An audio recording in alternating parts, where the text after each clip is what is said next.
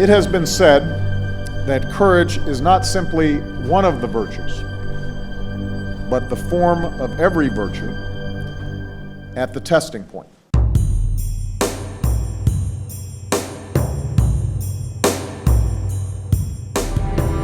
Your Holy Scripture reminds us that those of noble character possess the relentless determination to prefer the needs of others more than their own, even to the point of laying down their life for their friends. Rob was the sort of person who wanted to find the biggest and best and most difficult test for his character. The way that he died was how I know he would have wanted to die. At that time, the circumstances were top secret. There were very few people that knew exactly what had happened. He was a man who did what he said he was going to do. Actually, that's one of the reasons that the men that served with him enjoyed serving with him so much. If it had not been for the heroism of Dick Etchberger, it's quite clear that they probably all would have been killed. It's a great group of guys, come from all walks of life, but we all have something in common. We were thrust into a combat situation and we did what needed to be done. I wouldn't say we were heroes. I would say definitely he was. I didn't run on to do anything heroic. I ran on to go fight next to my brother. You get very good training on how to do your job in the military. There's no training to tell you how to wear this. Jimmy Doolittle was the first gentleman I met. He said, "Mike, welcome to the greatest fraternity of men in the world." And then we'll honor that young man as he comes on board with us. Someone is being recognized. I'm saddened we're in a position where we have to recognize them. No matter what happens for the rest of my life, I'll always know that I was around the great ones.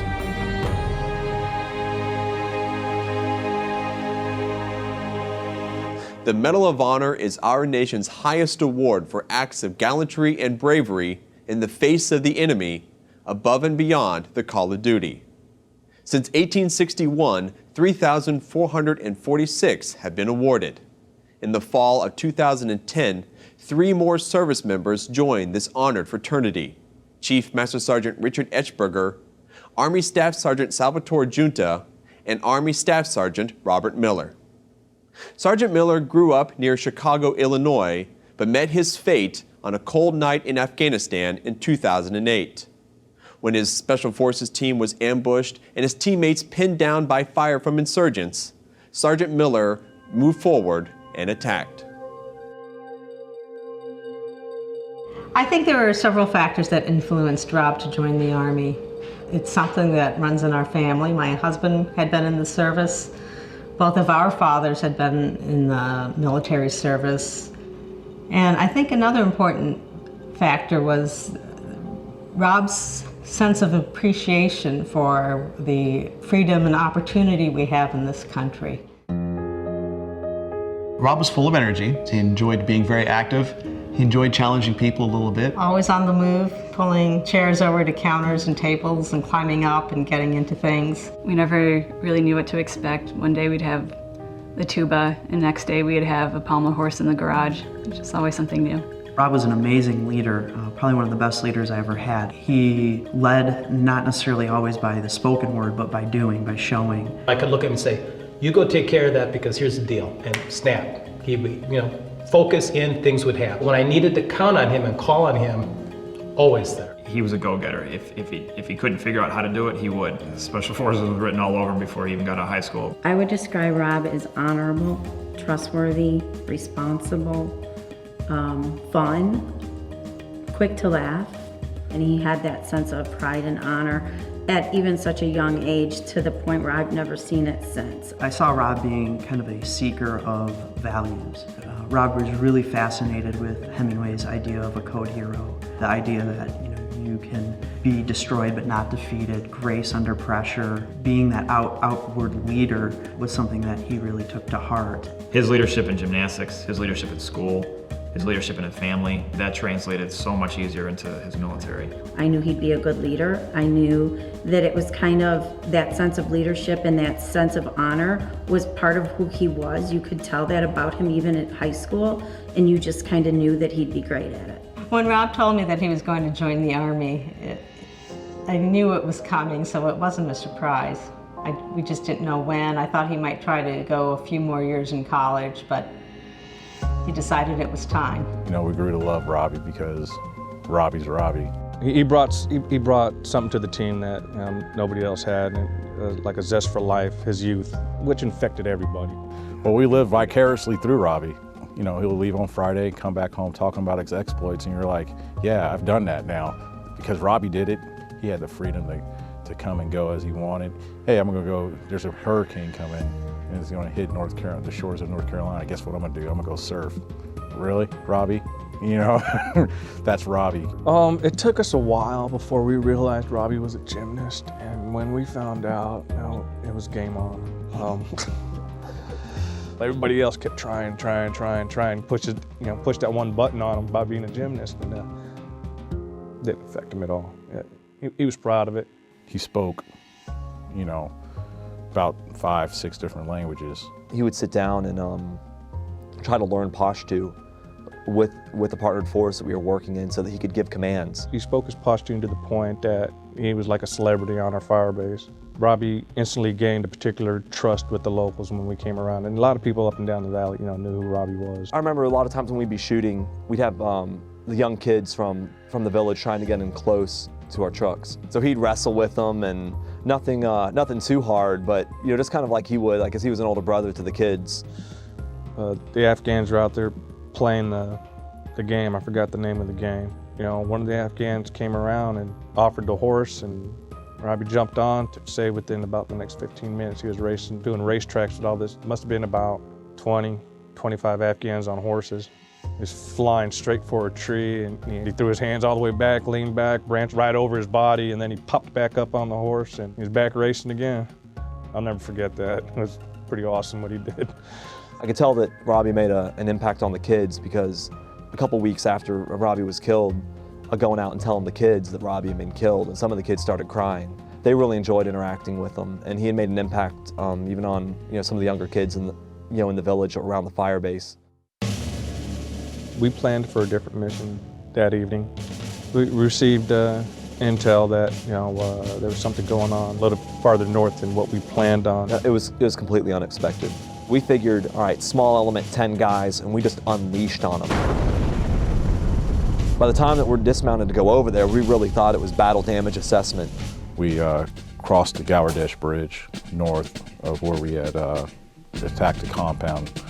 We were looking for, bodies, clothing, drag marks, blood, all the signs that people died. The next thing I heard was Allahu Akbar, and some gunshots go off. We heard a cry, and then we heard a heavy belt-fed weapon open up, and then we heard Robbie's weapon open up. Robbie pulling trigger on the squad automatic weapon, that's very noticeable. You can distinctively hear the saw shooting. You can see it too because the muzzle flash was so bright. Robbie started engaging targets, and there was quite a few dudes. I couldn't believe we had walked that close up to him.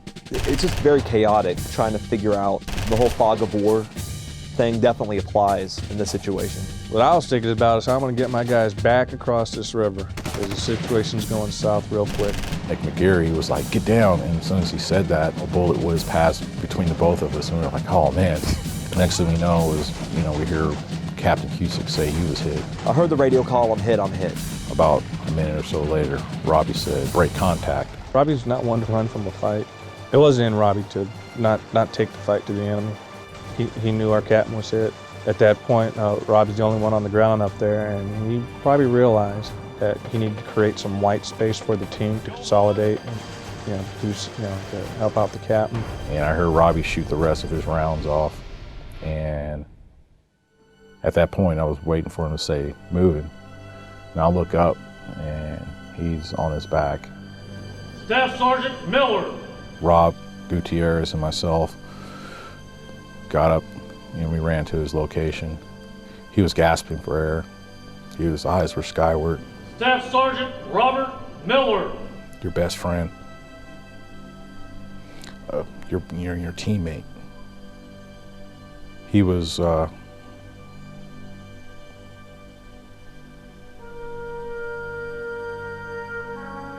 he wasn't that Robbie that we all knew. Staff Sergeant Robert James Miller.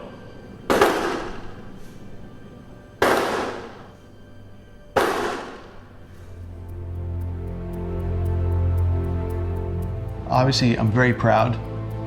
All of us wonder, can we perform the same way and keep our head and do what we have to do in an extreme situation like that? When I heard that he had sacrificed his life for others, that did help us a lot in dealing with the grief, that we knew that his death was not in vain. He loved his family, he loved his friends, he loved the work that he was doing, and the way that he died was how I know he would have wanted to die. Robbie was the definition of dedication.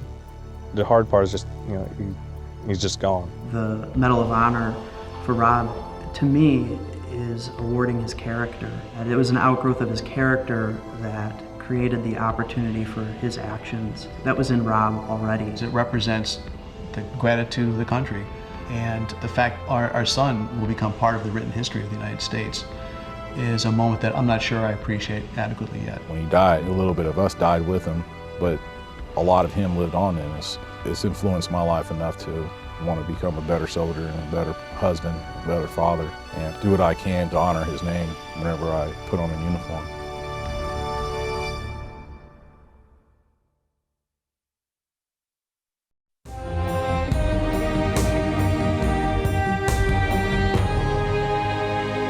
While the Medal of Honor now stands as our nation's highest honor, it wasn't always so. In the first 86 years of our nation's history, the military was actually against the idea of military decorations. That all changed with the coming of the Civil War. We have come here today to honor 5 unusually brave men. Medals of Honor are awarded mostly for one of 2 reasons. You're trying to rescue somebody, it's a medic, a typical medic is dragging somebody across the rice paddy and they keep getting shot, but they keep doing it. Or you're being overrun and everybody's dead and you run around, you grab grenades and you're holding them off. It symbolizes the ultimate in bravery and valor. The Medal of Honor, the nation's highest military decoration. I got my medal for saving the life of Lieutenant Tom Norris, which is another Navy SEAL Medal of Honor recipient. He was believed to be dead and I went back in, found Tommy, rescued him, swam with him and one other Vietnamese SEAL on my back for several hours till we were picked up off the coast of North Vietnam. I got within 3 feet of the Chinese and looked back and I was by myself. And I remember thinking, you went to a lot of trouble to get here. There's no point in wasting the whole day. So I let out a war whoop and jumped in the trench with them. And we had kind of a serious affair there for quite a while. The idea for the Medal of Honor came in December of 1861 as a way to promote the efficiency of the Navy. Later that month, President Abraham Lincoln signed it into existence. The history of the Medal of Honor, of course, begins in the Civil War. There were no medals at the time given by the nation. There were a lot of private medals given by generals or states, but no national medals. A short time after the Navy Medal of Honor was established, the Army created its own design. And the first Medal of Honor was presented in 1863 to Army Private Jacob Parrott. These were the 2 medals that were given during the Civil War. Again, acts of bravery, or a guy who was a color bearer, taking lots of shots and saving lives. And so there were a lot of medals given out during the Civil War. Nearly half of all the Medals of Honor awarded came from the Civil War. That's due in large part because at the time, no other military award was authorized. Take the youngest recipient of the medal, William Willie Johnston. He was awarded the medal at just age 12 for being the only drummer boy to return from the 7 Days Battle and the Peninsula Campaign with his drum. But in 1918, the Pyramid of Honor was established, creating 3 new awards which could be earned for lesser achievements: the Distinguished Service Cross, the Distinguished Service Medal, and the Silver Star. And in 1963, the criteria tightened further when Congress established new guidelines for who could be awarded the medal. A third Medal of Honor was created in 1965 when the Air Force introduced its own version. It took us 100 years, but we got it right. This Medal of Honor of the Air Force, it's about 50% bigger than the Navy and the Army, which is the Marines also, and they're so jealous. In all, 3,448 Medals of Honor had been presented, 618 of them posthumously. However, only 7 medals have been awarded from the current conflicts in Iraq and Afghanistan. I wonder why there haven't been more. I really do. I know there's one that I saw and read the action, and I'm looking at it saying, my God, if this doesn't qualify, what does? And while only a select few can be called Medal of Honor recipients, many have said the meaning behind the award goes far beyond the achievement of any one person. The Medal of Honor belongs to every man and woman who has served, is serving, but going to serve our great nation of America. Chief Master Sergeant Richard Etchberger took an oath to serve the U.S., even if it meant holding a secret so close that only his wife and a few select military members knew. When he died in 1968, few knew of the heroic actions done by this radar operator, especially his own family. He grew up Depression era, worked for his father at a 5 and dime store in Little Hamburg, Pennsylvania. Would go hunting and fishing and camping in the woods with his high school buddies, just kind of like what every kid did. He was a bright guy. He was smart. He was witty. I don't think he had an enemy in school. He was a friend to everybody. He and his high school buddy, Don Yoakum, decided they were going to join the Navy because they loved those white uniforms. And between the time he was 16 or 17, for some reason that nobody can figure out, he decided to go with the Air Force instead. The field he went into was electronics, and it was called radar bomb scoring. The idea was, how can we get more accuracy out of dropping bombs from a plane? When he and my mother married, I was 12. And we traveled from Utah to Africa, to North Dakota. I really enjoyed growing up in that lifestyle, being in a lot of places.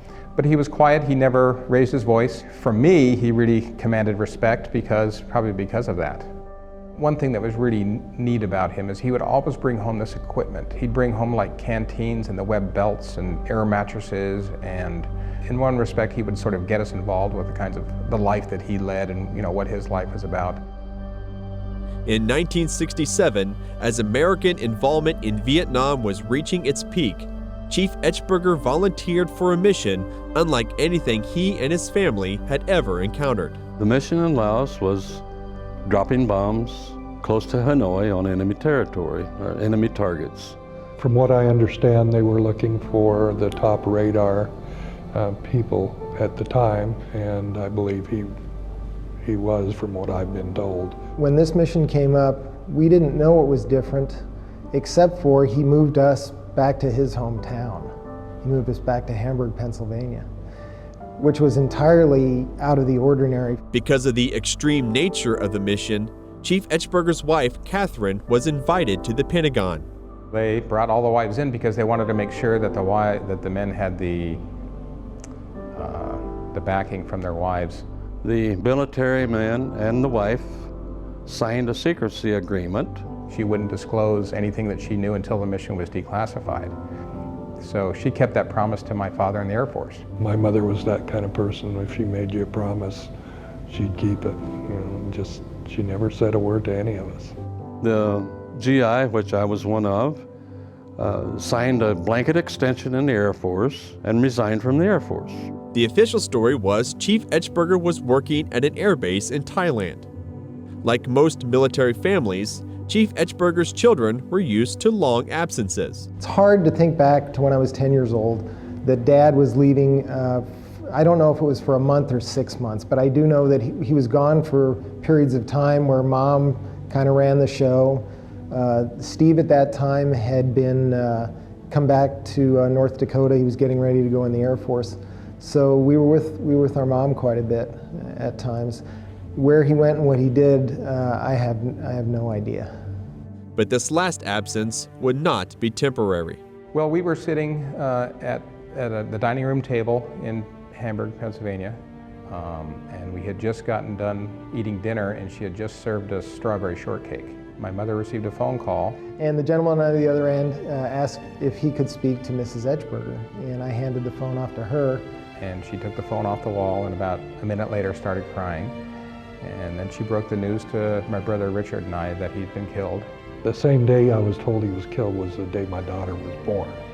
So I had just come out of the hospital with getting my first baby, and just called my mother, and not 2 hours later she called me back with this news. So at that point in time I was real conflicted as far as my emotions. I was heartbroken at what happened. I cried about it. I felt terrible,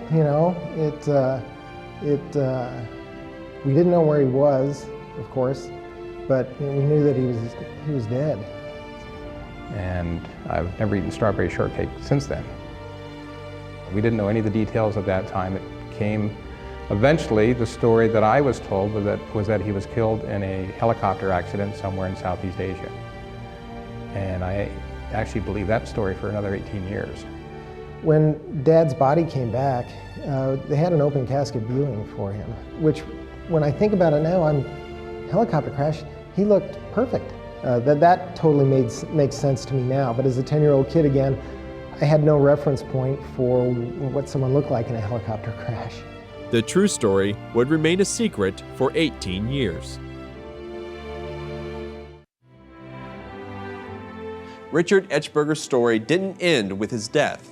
Decades later, as details of the Vietnam War that were once held secret began to see the light of day, the truth of Chief Etchberger's actions were finally revealed.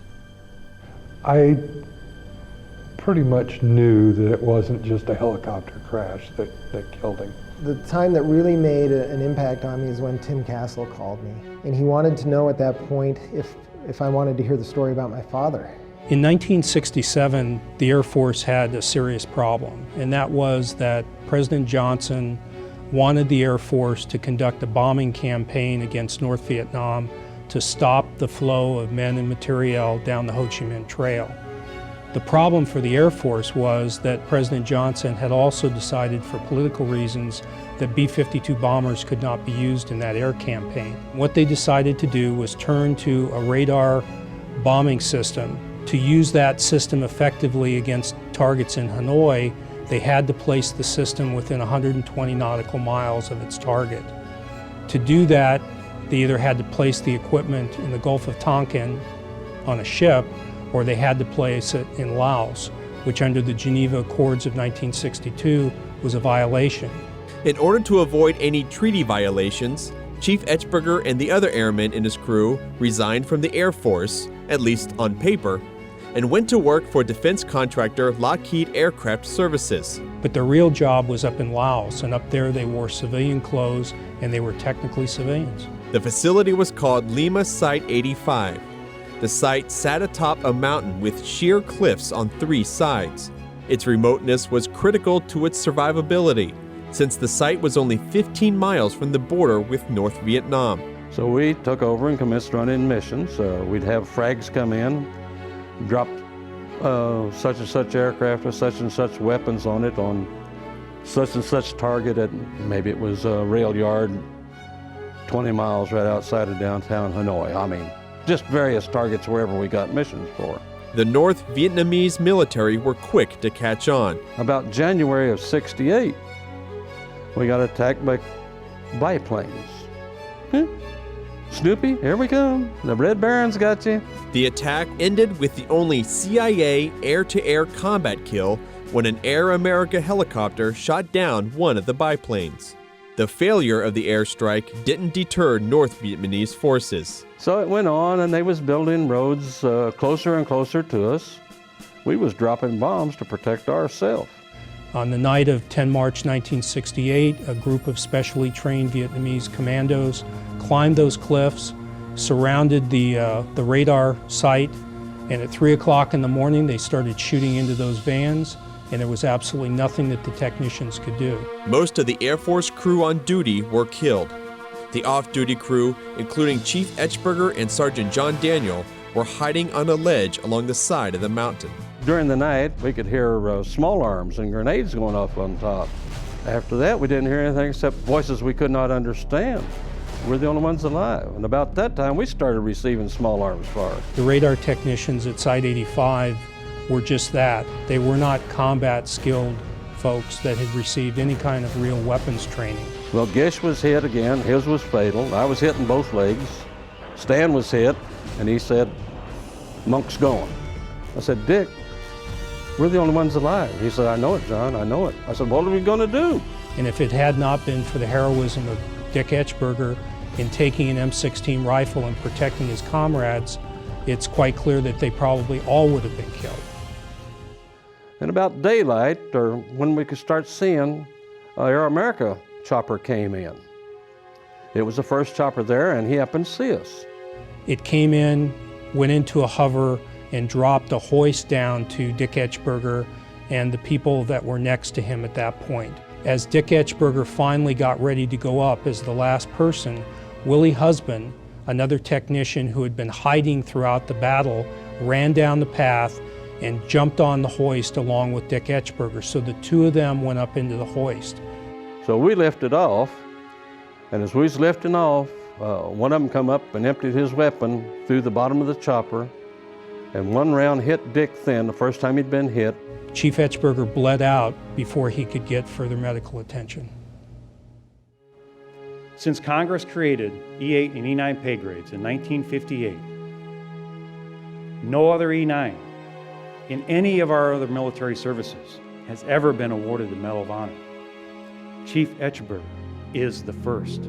I really thought about this over the years, that, you know, how much difference does a bullet going that far different make?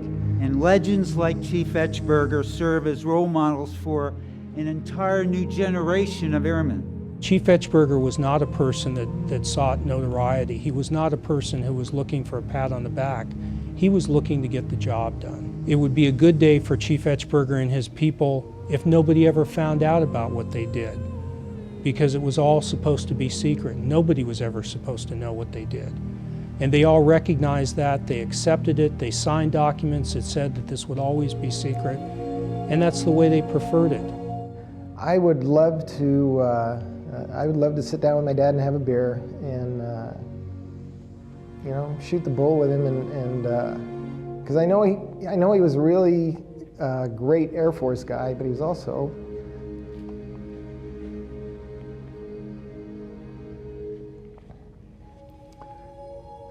pretty cool dad.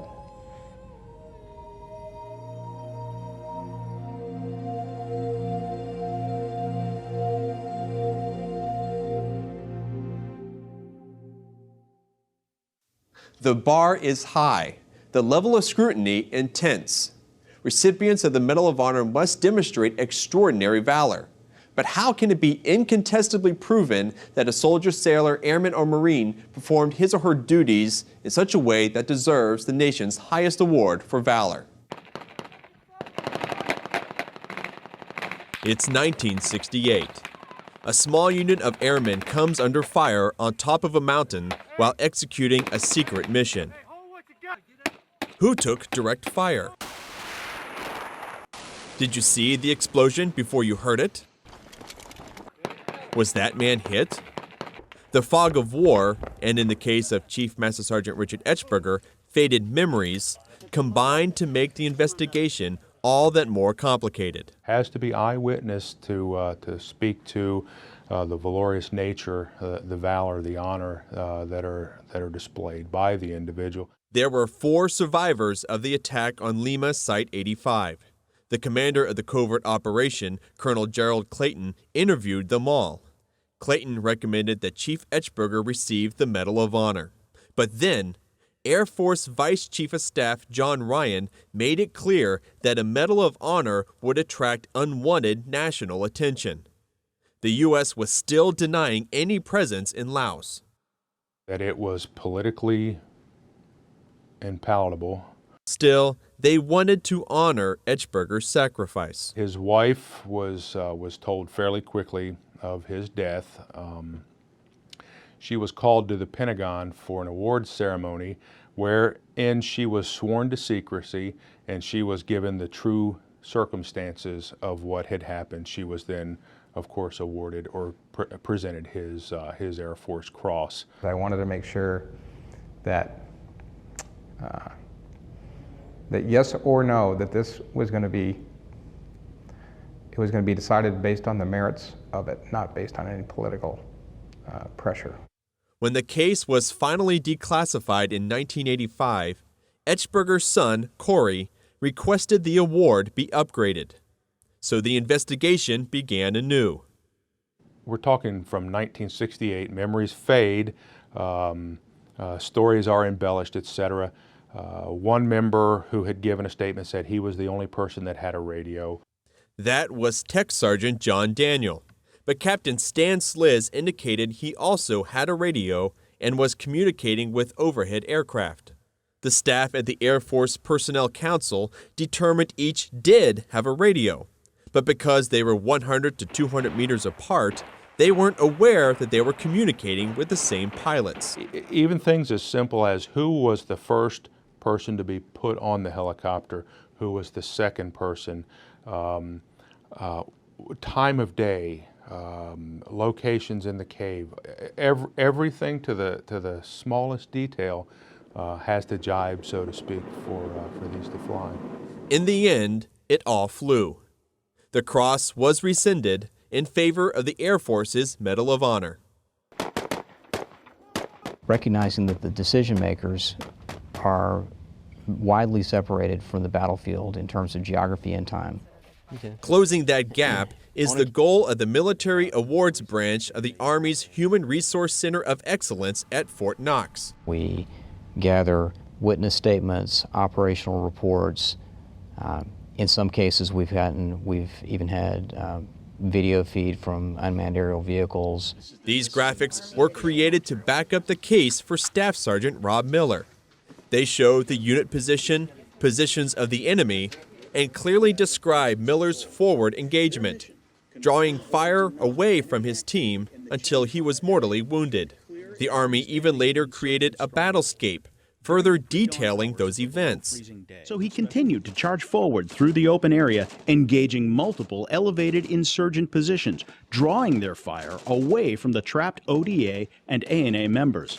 Still, despite the intricate detail provided at the unit level, there are often questions. There's 5 people referenced in an action. We've got statements from 3. Where are the other 2? It's possible that those 2 people didn't agree. It's possible that those 2 people saw something different. Once a packet is complete, it goes before an awards board. They want to fly with you for some reason. I guess it's because they think you're the best. In the case of Colonel Bruce Crandall, a Vietnam War helicopter pilot whose story is told in the movie We Were Soldiers, We'll be landing under fire, gentlemen. The board decided the recommendation for a Silver Star should be upgraded to the Medal of Honor. But in 1917, 864 recipients lost their medals after a congressional investigation revealed members of a Civil War volunteer regiment had received the prestigious award simply for re-enlisting. We reward for true deeds and true action. The standard is high, and it should be. In those clouded eyes of folks who are honestly getting a little bit older, for them to know that there is justice and someone that saved their lives has finally got their reward, so to speak. If you can do this job and go through a week and not read something or see something that just gives you kind of chokes you up a little bit, you're probably in the wrong business.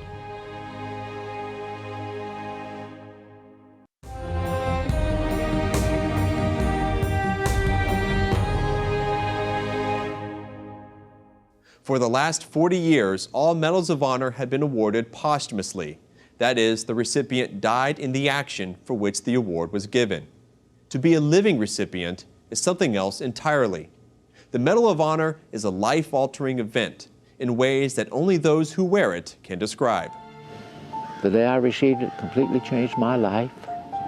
I was not the same person after that I was the day before, because I had an added responsibility that I'd never had before.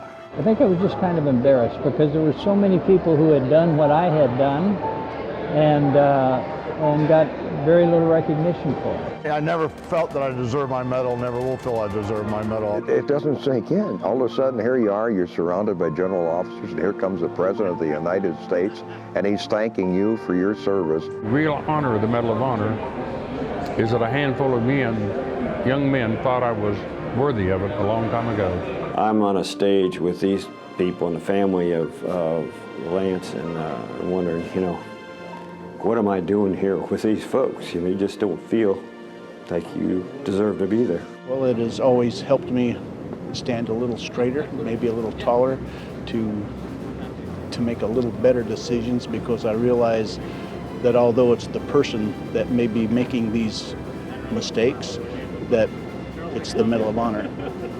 So I don't want to make mistakes. Each of us were awarded our Medal of Honor.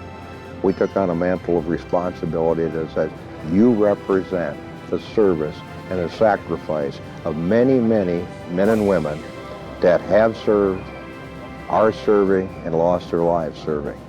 And we take that very seriously. We're just the messenger that has been entrusted the Medal of Honor to carry that message. I had a lot of help in getting the Medal of Honor because I was a company commander. I had 130 Marines and Navy corpsmen, and they're really the ones that have gotten the medal for me. So I kind of wear it for them. I know when I received my medal, Jimmy Doolittle was the first gentleman I met, and he said, Mike, welcome to the greatest fraternity of men in the world. I think we feel bound together because we all experienced, combat, which is a horrendous thing for anybody to have to be a part of. It is a family bond because we have grown up together. All of the Vietnam Medal of Honor recipients, we've known each other as brothers for 40 years. Band of brothers, yeah, you might say. We just all stick together. We all come to these, and then you know, look out for each other and take care of each other and everything. We only have 87 living recipients, and it's like a family. In over 40 years, I've lost. When I came in, we had over 380 Medal of Honor recipients, and now we're down to 87. So every time, and people like Admiral Stockdale, or the Father Image, or General Doolittle, or all these other great friends of yours, Nikki Bacon, which just passed away, and these other recipients, they're like your brothers. It's a great feeling to get together with them because we can talk freely with each other and know what we're talking about. Whereas with the general population, and I don't say this in a derogatory remark, but a lot of them don't understand really what we went through. And we have to kind of play it a little cool, you know, I might say. Now we get together, we don't tell war stories, we talk about our health. You get very good training on how to do your job in the military. There's no training to tell you how to wear this.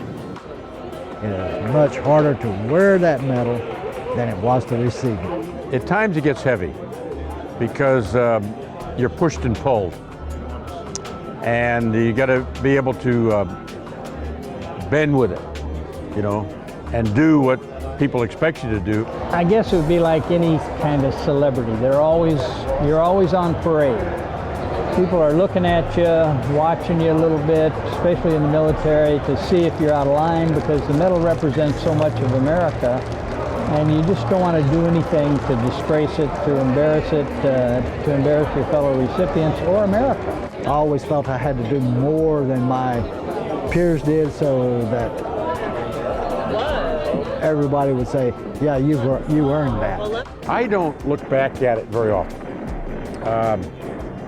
My philosophy is it happened.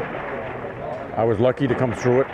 In my mind, I believe in miracles because it was a miracle that I made it that day. I think it's a distinct honor that people still remember us. We come from a long time ago. In my case, 60 years ago. The day I got home, it was the best day of my life when I was released. If people ask questions, I'll answer it. But you know, then if they want to know if they want to know types of torture and so on, I just pretty much refuse that. But oftentimes after those conversations, I'll have some real bad dreams or nightmares. But life has been good, and I've had opportunities that would have never come my way. I think no one ever said in the morning, you know, I'm going to go out today and I'm going to get the Medal of Honor. You know, if they did, they're dead. Our desire there'd never be another one, which means no more wars. But anytime you got war, you're going to have things that happen.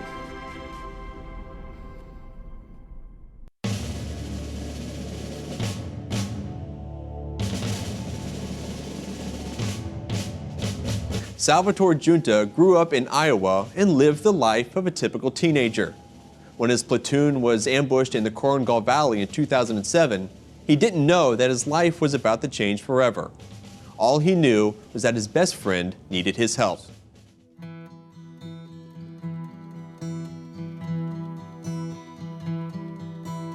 Sal was definitely very outgoing. From what I always knew of him, he was always really popular, always had a lot of friends. I'd label him as a jock, a little bit of a wild child. You wanted him on your side because that was usually the winning side. He was always really caring and really protective of me, definitely, because I was his youngest sister. He always wanted to make sure I was doing the right thing. Whatever he was going to do, he was going to give it 100%. Whether that was something good and positive, like just excelling in sports, or maybe just hassling my parents. It was work raising him. He wasn't an easy child to raise. I loved him to death, but teen years were really difficult back here at home. There was one occasion we got a call, "Are you missing a car?" Yeah, we are. "And is your son there?" So we went to the bedroom and no, he wasn't. He says, "Well, we have your car and we don't know where your son is, but we do have his shoe." Even when he got to be about 20 years old, he was claiming, "They never caught me." Well, they had your shoe, they had our car, they caught you. No, they never caught me at all. We even smiled about it a little bit then because we didn't know how this was all playing out. It was just all so unreal. And Steve and I often would say, you know what, if he gets us steered in the right direction, it's going to be good. It will work out for him. But getting him to the right direction is really work. He joined the Army, I think it was like a year, or maybe within a year after graduating from high school. It was a surprise. I didn't know he was even thinking about it. Said that he was working at Subway at 10 p.m. and mopping, and the Army recruiter came on and said they were giving out free t-shirts, and his line was, "I guess I'm a sucker for a free t-shirt." I was like, that doesn't surprise me one bit. That's the type of guy Sal was. Him enlisting in the Army was totally his choice because he knew the direction he had been on and knew that just wasn't going to work out. Because he had such a zest for life and he found a place for it as a soldier. He went over to Italy and we saw some photos, but then all of a sudden a girl started showing up in a photo. We finally asked him the question, "Who is this girl that's always in the pictures?" "Well, that's Jen." I met him because one of the other girls that was with me went to high school with him. We were walking to work, I think, that one day, and she saw him and, yelled his name from down the street, "Sal, it's me, Tina." Then she introduced us all and, said where we're from, and me and him are from the same state, literally like an hour's drive. She's from Dubuque, Iowa. It's like, wow. You go all the way to Italy to meet somebody from Iowa. And me and him just kind of started talking from that point on. So they dated before his first deployment. I never got sick of him, which is a great thing. We could talk for hours and hours and hours and never run out of things to say. Through that first deployment, she came back, continued her education at University of Iowa. Prior to his second deployment, I think they started to know it was very serious because he was talking about like, "I don't understand this feeling I have." And Rose was quick to say, "Well, that feeling you have is love." "Well, this is what it feels like, So I think they made quite a commitment during his second deployment that they were going to make a go of this the best they could. The most exciting, craziest, scariest roller coaster ride that you can go on. You know that they're going to be deployed. You know that they're going to be fighting. You know that they're not going on vacation. If you have this constant thoughts running through your head about how are they doing? I hope that they're okay. I hope that I can help them. What can I do to help them? I got the phone call. He had been, I don't know where he was, exactly what base, but they only went there for rest. And he had just been there like 3-4 days before that. And that's when we would get our phone call. And so when the phone call came in only a few days later, I knew something wasn't right. And he was crying, he was upset. And I said, can you tell me about it? And he said it very strong. He says, I will tell you once, and I won't tell you again, and don't ask any questions. So Steve grabbed the other phone, and we listened to what had happened that day. We were on a large battalion operation where we were pretty much the main effort. On one of those nights where it wasn't totally dark, but it was getting dark. The terrain was in such a case where we had to walk pretty much ducks in a row. There was times where we were on all fours crawling up, our hands and knees crawling up the terrain, trying to get into position. We knew they wanted to fight. We knew we were in uncharted territory, somewhere we hadn't been. Sergeant Brennan, my team leader, he got probably about 10 to 15 meters into the clearing, and we heard what appeared to be a pop shot at the time. It was just a single shot. Probably about a half second later, it didn't even take long. The whole 12 opened up on us. First platoon, being the lead platoon out, walked right into an L-shaped ambush. So close that the assets flying above couldn't distinguish between who was bad and who was good. I remember our squad leader, he'd taken a bullet right through his helmet. It just barely grazed his skin. I got shot in the stomach, and then I also heard my team leader, Sergeant Brennan, say that he'd been hit. I mean, there were RPGs, PKMs. Took a round in the helmet and got shot in the leg. Everybody in that first squad was just shot. Sergeant Giunta sees these guys getting hit in front of him and immediately starts, bounding up to their positions after being shot twice in the chest. He ran past us. I didn't know where he went. I didn't know why he went. He fought through the initial wall of lead.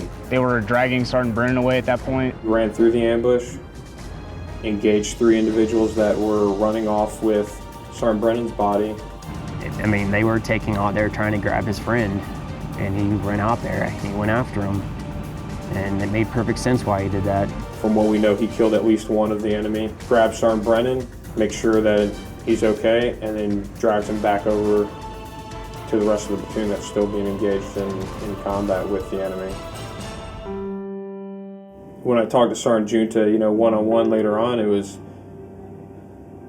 more or less like, hey man, I don't know how you did it, but why did you do it? He was saying it through anger and through lots of sadness.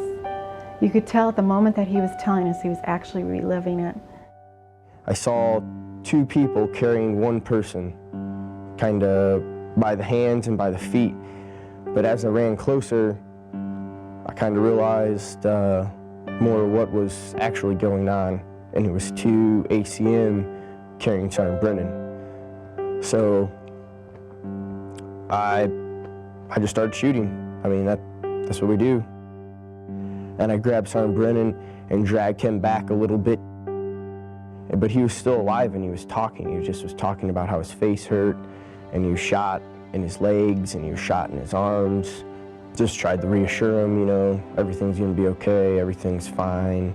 The foundation of this family, this tight-knit group that was forged together in the blast furnace of combat, he felt like any number of those guys would have done the same thing for him. I didn't run on to do anything heroic. I ran on to go fight next to my brother, to go fight next to my friend who I already served one tour in Afghanistan with, who we live in the same barracks building for the last 4 years. And he probably would have felt worse if he hadn't done it than he did, having to go through there and live through that painstaking event and see his friend basically die. They took Josh up on the helicopter, and then they had a long walk back. And I don't know if it was when they got back or the following day they were told that they lost Josh.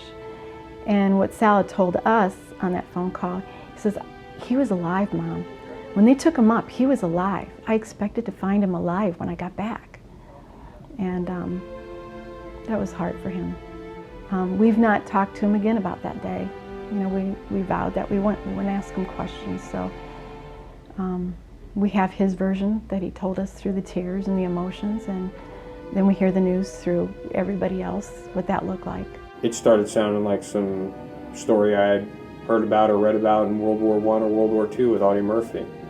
You don't hear about single individuals taking on the responsibility to lead their squad when they're a specialist, treat their squad leader after they've been shot 3 times, and then third, go repatriate their best friend from behind enemy lines that's being dragged away by the enemy, and then to run back into the kill zone to start treating his men. I've heard anybody doing that on their own. I wouldn't say we were heroes. I would say definitely he was. I would definitely say he was a hero that night. No matter what happens for the rest of my life, I'll always know that I was around the great ones, you know? I remember the friends I lost every day, regardless of any medal. That medal puts me in a position where I'm able to tell the world about how great Sergeant Brennan, Specialist Mendoza are, and to tell the story of the men that are around me, not just on the night of the 25th. That was a 15-month deployment. We got shot at hundreds of times in 15 months, probably every day.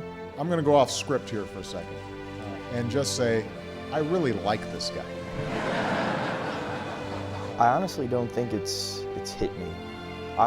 This has been almost a 3-year process to the point we're at now, and it's always been, you know, I know what they said they put me in for, but it's not going to run my life. I'm not going to change what I'm doing. I'm not going to change what I'm doing tomorrow because this is happening. And now even that, with all this attention, it is kind of changing our lives a little bit more and pushing us in a different direction. But, I mean, I haven't changed, and it seems still surreal, I guess. He is a low-key guy, a humble guy, and he doesn't seek the limelight. And he'll tell you that he didn't do anything special, that he was just doing his job, that any of his brothers in the unit would do the same thing. These spotlights right now are on me, but I wasn't there. I wasn't the only one there that night. I've never gone to battle alone. I've never been in a gunfight alone. That's why Salvatore Giunta risked his life for his fellow soldiers, because they would risk their lives for him. That's what fueled his bravery. Not just the urgent impulse to have their backs, but the absolute confidence that they had his. I hope with all these years I can make that apparent to the world, that these people go out there and do this every single day, year after year, deployment after deployment, and it's taxing, but there's that great of people in our country willing to do this. And I hope that if I got the spotlights on me, that I can show the world that there's amazing people out there. Yeah, the Medal of Honor reflects the gratitude of an entire nation. These are the soldiers of our armed forces. Highly trained, battle-hardened, each with specialized roles and responsibilities, but all with one thing in common. They volunteer. In an era when it's never been more tempting to chase personal ambition or narrow self-interest, they chose the opposite. They felt a tug. They answered a call. They said, I'll go. They are the very best part of us. They are why our banner still waves, our founding principles still shine, and our country, the United States of America, still stands as a force for good all over the world.